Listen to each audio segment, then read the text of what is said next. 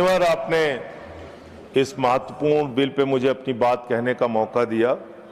मान्यवर, जिस तरह से देश में अपराधों की संख्या बढ़ रही है, हत्या, लूट, बलात्कार, जमीनों पे कब्जा करने की घटनाएं बढ़ रही हैं, उसी प्रकार से जजों की भी संख्या बढ़नी चाहिए और कोर्ट्स की भी संख्या बढ़नी चाहिए, कोर्ट रूम की हालत भी सुधरनी चाहिए।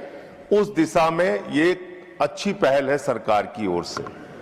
लेकिन मान्यवर, मैं आपके माध्यम से इस सरकार से पूछना चाहता हूं कि देश के जिला न्यायालयों में 5 करोड़ केसेस पेंडिंग पड़े हुए हैं। 5 करोड़ केसेस पेंडिंग पड़े हुए हैं। देश के हाई कोर्ट्स के अंदर 60 से 65 लाख केसेस पेंडिंग पड़े हुए हैं। सुप्रीम कोर्ट के अंदर 96,000 केसेस पेंडिंग पड़े हुए हैं। क्या उसके हिसाब से आपके पास जजेज की संख्या पर्याप्त है? क्या उसके हिसाब से आपके पास कोर्ट्स की संख्या पर्याप्त है? अगर हिंदुस्तान की बात हम लोग करें मान्यवर, तो हिंदुस्तान में 10 लाख की आबादी पर एक जज है।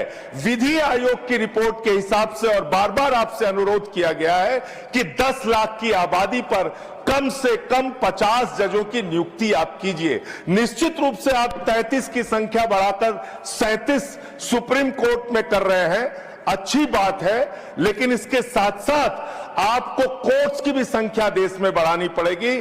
और जो आज आबादी के मुताबिक जजों की संख्या है, हर स्तर पे उसको भी आपको बढ़ाना पड़ेगा। मान्यवर, मैं आपके माध्यम से ये सरकार से पूछना चाहता हूं, कांसीराम जी का नारा था, जिसकी जितनी संख्या भारी उसकी उतनी भागीदारी। आज मैं बड़ी विनम्रता पूर्वक आपसे पूछना चाहता हूं, सुप्रीम कोर्ट के जजेस में कितने पिछड़े समाज से हैं, कितने दलित समाज से हैं, कितने आदिवासी समाज से हैं, कितने समाज के वंचित तबके से आते हैं?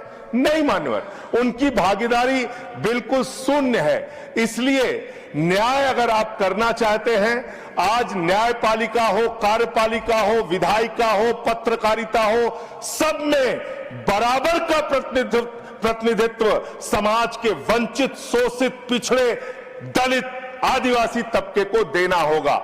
इसके साथ साथ मैं अनुरोध यह भी सरकार से करना चाहता हूं, न्याय की स्थापना तब होती है जब ऊपर से लेकर नीचे तक न्याय करता हुआ दिखे।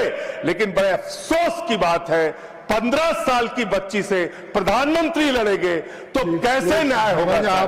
सर, मुझे अपनी बात खत्म करनी है, मेरा समय बचा है। समय बचा है, मैं कह रहा हूं, बोलिए आप।